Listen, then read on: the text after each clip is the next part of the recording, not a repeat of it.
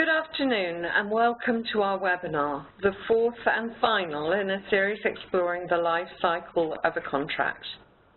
In the previous webinars, my colleagues explored the birth and infancy of a contract and the teenage problem years. Last time we considered middle age and divorce, and today we will take a look at death and estate planning and the importance of planning for the end of the contract right from the start. I'm Jane Wessel, a partner in the International Disputes team in Shepherd and Wedderburn's London office, and I'm joined today by Ben Wells, a solicitor in our Commercial Disputes team. As disputes lawyers, we're involved in dealing with contractual disputes in a variety of sectors. In today's webinar, we look at death and estate planning in the life of a contract. All contracts must come to an end at some point, and today we want to give you some pointers to help you prepare for this as best you can. We will look at the different ways in which a contract can come to an end, and then provide some practical advice on how to plan ahead and to handle any issues that might arise. Planning ahead really is critical when parties want an amicable separation. Our aim today is to give you a number of helpful ideas about what you can do to minimize the risk that the death of your contract could result in unnecessary, expensive, and time-consuming legal action.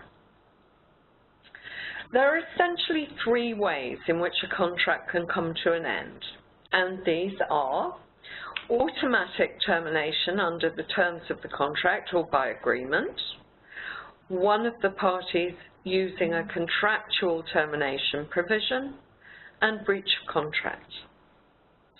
A common example of automatic termination is where a contract has a defined term. That is to say, the contract has a clause which states how many years, months, or days it will run for. Once that time has expired, the contract comes to an end of its own accord and the obligations of both parties are extinguished. It is important to decide during the creation of the contract how any joint assets will be disposed of following the contract's demise. For example, where two parties enter into a joint venture which may involve developing a new product or new technology or know-how, the contract should specify which of the parties will take ownership of that new product once the contract has run its course. Reaching an agreement on this will help to avoid a potentially lengthy and costly dispute later on. Our first case study will look at contractual termination provisions and whether there is a requirement for good faith in exercising those rights. The second case study will look at breach of contract. We've already talked about material and fundamental breach of contract and the available remedies for breach. Today we will look at an exception to liability for breach of contract known as frustration, which allows parties to avoid the consequences of a breach of contract in very specific circumstances. And finally, we're going to look at one of the ways to deal with a breach of contract. Our final case study will consider arbitration as a means of determining liability for breach as an alternative to litigating in the courts. We will look at some of the pros and cons of arbitration and litigation, the tactical advantages of using one or the other, and recent decisions that set out how arbitration agreements are interpreted by the courts. But first, we're going to look at the use of contractual termination provisions, and I will now hand over to Ben, who will guide you through our first focus area. Thank you, Jane. Before we move on to considering how and when to make use of a termination provision in your contract, we would like to remind you the best way to ensure that you can get out of a contract when you want to is to draft your termination provision carefully. When you do this, you will want to think about any legal restrictions. You will also want to consider which steps you need to take to enforce the termination, such as notice periods and the form of notice of termination. One thing that cannot be emphasized enough when it comes to a contractual termination is the need to plan ahead. Always remember that agreeing these clauses is far easier when forming your contract. There is a golden rule that must always be followed should you wish to terminate. You must comply exactly with the contract's requirements for termination. Not complying with notice provisions can render a notice of termination ineffective. In particular, you should be aware of whether an event has occurred that allows you to terminate, specific time periods for giving notice for termination, whether you have to allow any time for a remedy of breach should this be the reason for termination, specific provisions on how a notice should be served, for example, the format of notice, the type of delivery method used, and addresses that notices must be sent to, and, finally, when the termination will become effective. Parties to a contract which include termination provisions have the right to terminate the contract in accordance with those provisions. But is the terminating party required to act in good faith when exercising its right to terminate? To examine this tricky issue, we turn now to our first case study. In Mond Petroleum SA and Western Zagros Limited, the commercial court considered whether good faith was required when one party exercised its right to terminate. The facts of the case are follows. Mond was a company run by the son of an Iraqi politician which lobbied political decision-makers in Iraq. Western Zagros was an oil and gas company which was attempting to negotiate an oil exploration contract with the Kurdistan regional government. Mond entered into a consultancy agreement with Western Zagros, whereby Mond received a monthly fee and an option to acquire 3% of the interest in any oil contract secured. In return, Mond used its experience to lobby a public official in charge of the award of public contracts to help Western Zagros reach an agreement with the government. Western Zagros negotiated a contract with the Kurdistan regional government and then promptly terminated its contract with Mond, thereby depriving Mond of any benefit associated with the oil contract. Mond agreed to the termination of the consultancy agreement on the understanding it would have the opportunity to enter into a new agreement with Western Zagros to share in the profits from the oil production. But such a contract did not materialise, and so Mond sued for damages, claiming it had only agreed to the termination because of misrepresentation and that Western Zagros had exercised its right to terminate in bad faith. There were a number of questions for the court to consider, but of most interest to us is whether there was an implied term in the consulting agreement that Western Zagros would not exercise the right to terminate in bad faith. Before we look at the decision the court reached, we would like to know what your thoughts are. We'd ask you to now use your voting buttons to respond to the question on your screen. Question 1 is, was an implied term of the consulting agreement that Western Zagros would not exercise its right to terminate in bad faith? You can answer A, yes, there was an implied term, or B, no, there was no implied term. So we have yes, 36%, and no, 36%, leaving no answer at 29%. So I think we're fairly even on that one. The actual answer is B. The High Court ruled that, in general, there was no general doctrine of good faith in English contract law in these circumstances. In reaching this decision, the court said it would only be appropriate to imply a duty to act in good faith into the termination of the contract if the contract would lack commercial or practical coherence without it. In this case, there was nothing to indicate that the termination provisions would lack commercial or practical coherence. The court did recognise in certain types of contract that would have an implied term of good faith, including employment contracts, contracts between partners, and contracts where the relationship was characterised as a fiduciary one. The court also noted that in relation to termination provisions within a contract, these provisions conferred a right to terminate irrespective of the exercising party's reasons for doing so. There could be no implied term of good faith in the termination provisions of this consulting agreement. The court was clear on whether termination provisions in commercial contracts had implied terms of good faith.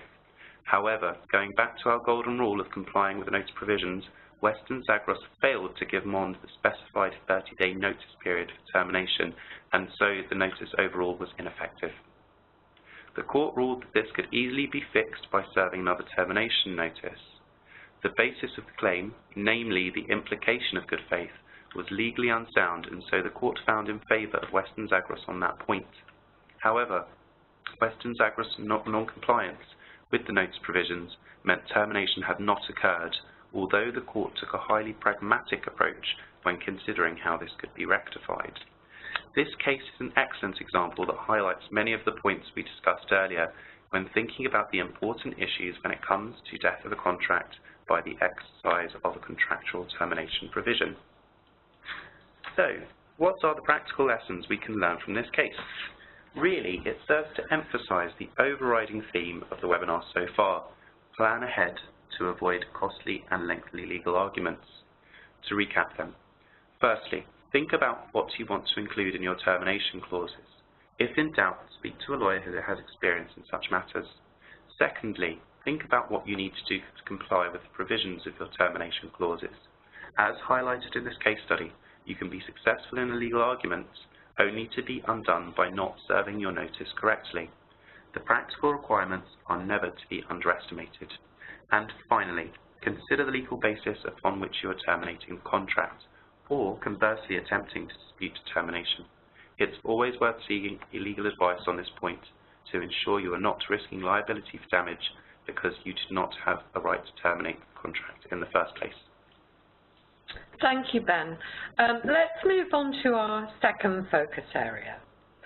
Each party to a contract will be required to perform its obligations under that contract. If a party fails to do so, it will generally be liable to the other for any damages caused by its breach. But there is an exception to this general rule. Frustration operates to discharge the obligations under a contract. Importantly, a frustrated contract will not leave either party liable to the other for damages because of a failure to perform. But frustration is strictly defined by the courts, and the threshold is a high one. It requires all of the following components to be present. First, the frustrating event must occur after the formation of the contract. Second, the frustrating event must be so fundamental as to strike at the heart of the contract. Third, the frustrating event must have been entirely beyond the contemplation of the parties at the time the contract was formed. Fourth, it cannot be the fault of either of the parties that the event occurred. And finally, the event must make performance under the contract illegal, impossible, or radically different from that which was contemplated by the parties when the original contract was agreed. So needless to say, frustration is a rare event in the world of contract law. What can qualify as a frustrating event? Well, here are some examples. Destruction of the subject matter, complete unavailability of the subject matter of the contract, personal incapacity such as the death of one of the parties to a contract for personal services, supervening illegality, that is to say, a law is passed after the contract has been formed that renders the performance of the contract illegal. Here's also a list of some events which have been held not to give rise to a frustrating event. First, if the parties make provision in their contract for the consequences of an event occurring, then that event cannot frustrate the contract. Second, where the event was or should have been reasonably foreseeable by the parties, it cannot frustrate the contract. Third, where the party's conduct causes the event, that too will prevent the event from frustrating the contract. Fourth, there can be no frustration where an alternative method of performance is possible. And finally, if the contract is merely more expensive to perform as a result of the event in question, that event will not qualify as frustration. Let's turn to our second case study to see how the courts have interpreted the law on frustration. So the facts of the case, briefly, are as follows. The defendant, a company called People in Mind, took over the management of a company which provided call centre services and whose clients were managed by franchisees. To accommodate the change, People in Mind retained the services of Armchair Answer Call to manage the transition of the existing franchisees to the new structure. The transition went poorly, and as a result, all of the franchisees left the company and set up a competing business. People in Mind, perhaps understandably, refused to pay the contractual fee to Armchair Answer Call because it alleged that the contract with Armchair Answer Call had been frustrated when all the franchisees left. The issue that the court had to determine was whether all of the franchisees leaving the business constituted a frustrating event, which would mean that People in Mind was discharged from its obligation to pay the monthly management fee. Before we look at the court's decision, let's get an idea of what you think, bearing in mind what you've learned about the definition of a frustrating event. So question 2, was the fact that all of the franchisees left the business a frustrating event in relation to the contract between People in Mind and Armchair Answer Call? Please vote now. Okay, thank you for your responses. 21% of you thought that this was a frustrating event. 48% of you thought it was not. Those of you who thought it was not a frustrating event agreed with the Court of Appeal. The court considered that the definition of transition under the contract was very wide. When all the franchisees left, People in Mind could recruit new franchisees and use Armchair Answer Call services in that way. The services under the contract were not limited to the transition of existing franchisees into the new business model. Given that this was the court's conclusion, performance of the contract was not impossible. Further, the court found that the way one franchisee was treated by People in Mind during the transition negotiations contributed to the departure of the other franchisees. This supposed frustrating event was, at least in part, the result of acts of People in Mind, whether or not they can be said to be People in Mind's fault. Finally, the Court of Appeal held that the contract, placed in its proper context, must be taken to have contemplated that the franchisees might not be persuaded to transition to the new business. This was an outcome that the parties should have reasonably contemplated. So the court's conclusion was ultimately that frustration had not occurred because the contract could still be performed. The event that People in Mind thought was frustrating had been their own fault, and finally that same event was reasonably foreseeable and so should have been taken into account. So following this judgment, what are the practical points that we can take away? In reality, frustration is rare, and it is hard to satisfy the court that the threshold has been met. If you're negotiating a contract that is likely to be affected by changing circumstances such as shipping, registrable leases, construction contracts, and really any other commercial contract, then you need to be aware of contractual frustration, but by definition you cannot take it into account in your drafting. It may be that in some circumstances Brexit will be considered to be a frustrating event in the context of some commercial contracts, and this is a topic that we all need to watch with interest over the next coming years. Now, before we turn to our final focus area for today's webinar, we thought it might be helpful to have a quick recap on what arbitration is. We will look at some of the pros and cons of using arbitration as a dispute resolution method. We will also look at how to effectively draft an arbitration clause and how the courts interpret arbitration provisions. So starting at the very beginning, let's be clear about what arbitration is. It is an alternative to litigation as a means of resolving disputes. It's based on consent, that is to say that the parties must agree to arbitrate their disputes. Arbitration is similar to litigation in that it is an adversarial process that results in a binding decision. That makes it very different from mediation, for example, which is in effect an assisted negotiation. But arbitration differs from litigation in a number of fundamental ways, including the following. Arbitration has a consensual basis rather than the power of the state. The parties can choose where the arbitration takes place rather than having to go to a court.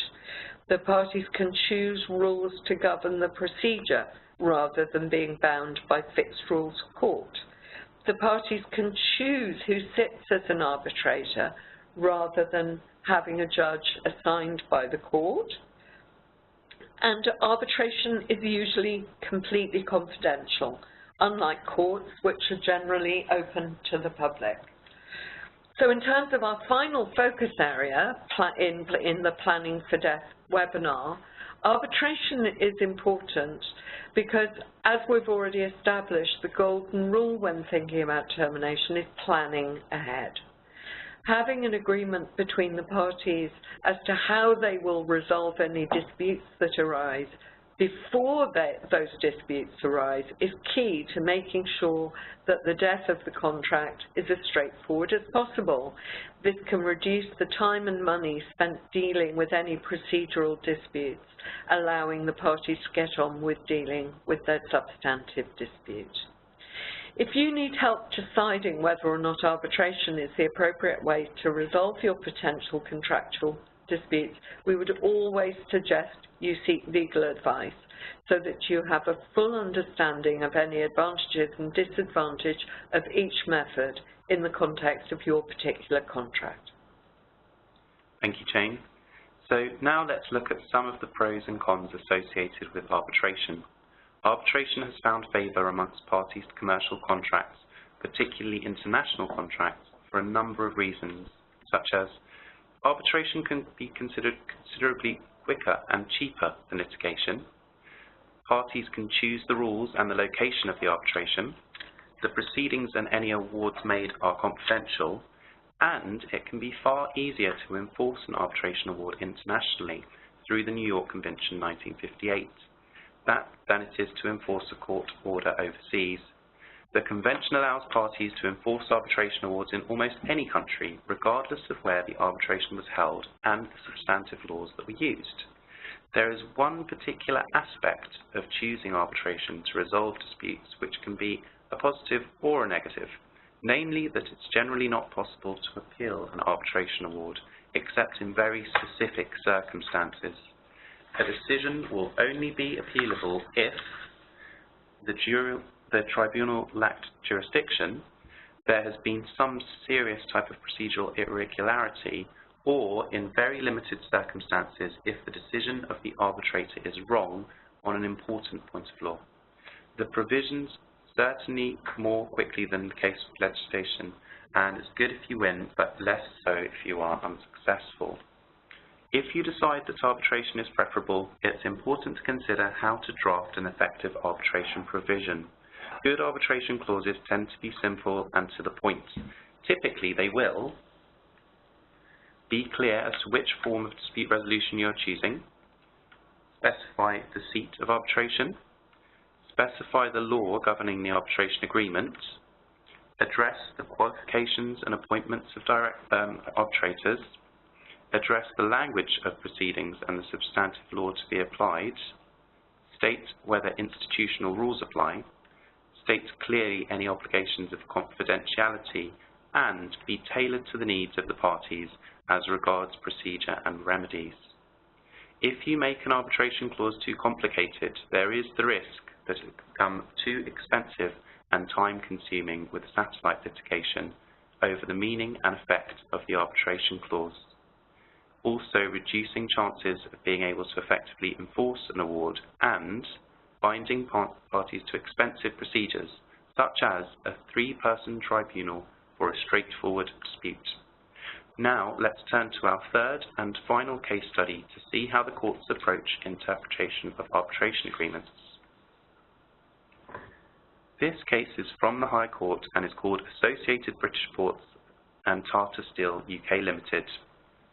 Associated British Ports and Tata entered into a license agreement in 1995, and the agreement was in relation to the operation of a port by ABP and used by Tata.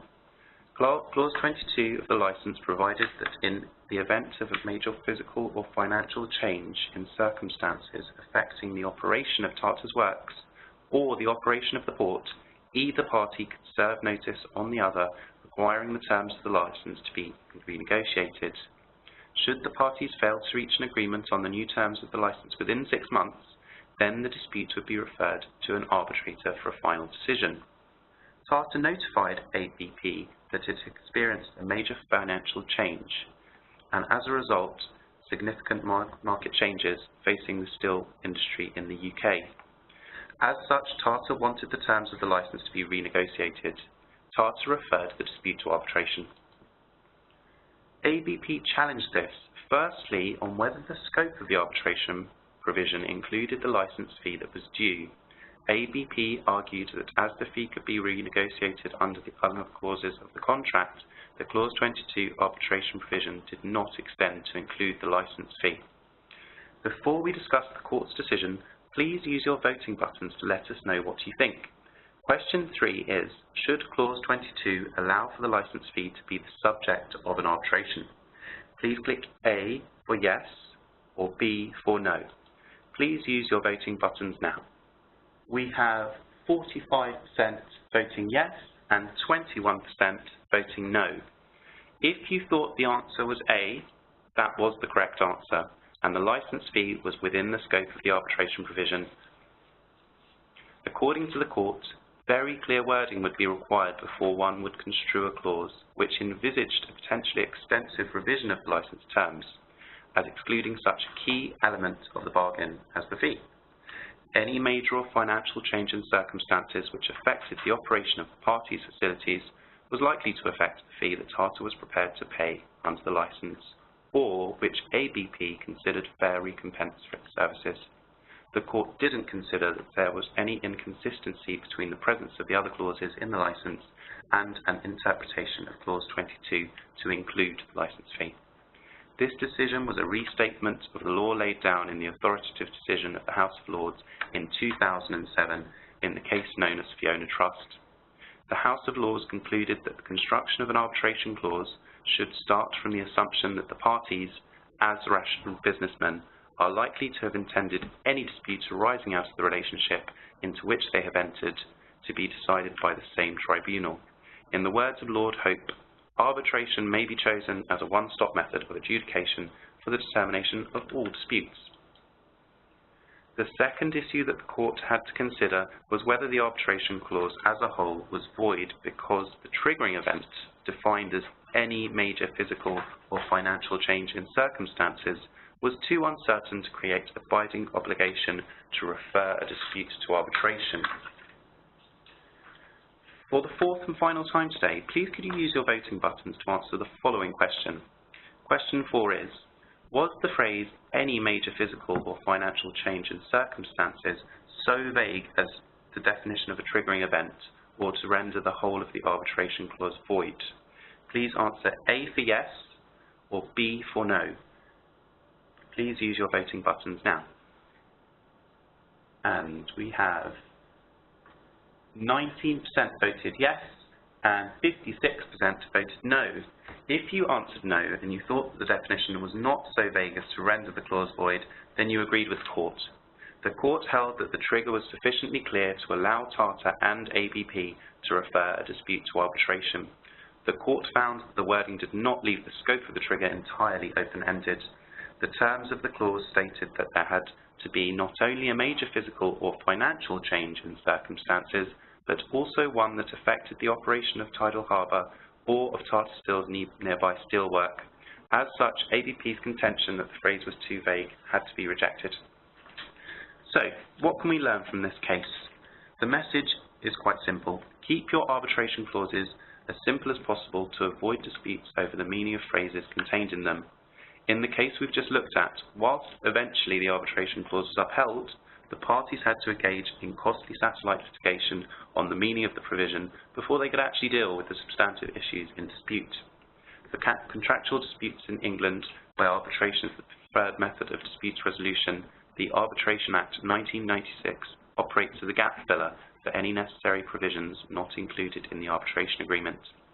To learn more about the drafting dispute resolution clauses, why not view our Coffee Break webinar series, which explains the importance of carefully drafting dispute resolution provisions in international contracts. The link to this series will be provided on the final slide of the presentation on your screens. So that concludes today's webinar, and I'm afraid we've run out of time, but please do submit your questions using the chat box, and we'll address those as soon as we can after the conclusion of the webinar. While you're doing that, I would just like to take the opportunity to remind you that this is the fourth and final webinar in our series on the life cycle of the contract. You can catch up on any of the series that you've missed by using the links that are on the screen now. Thank you all for your interest in these series, and we hope you found it useful.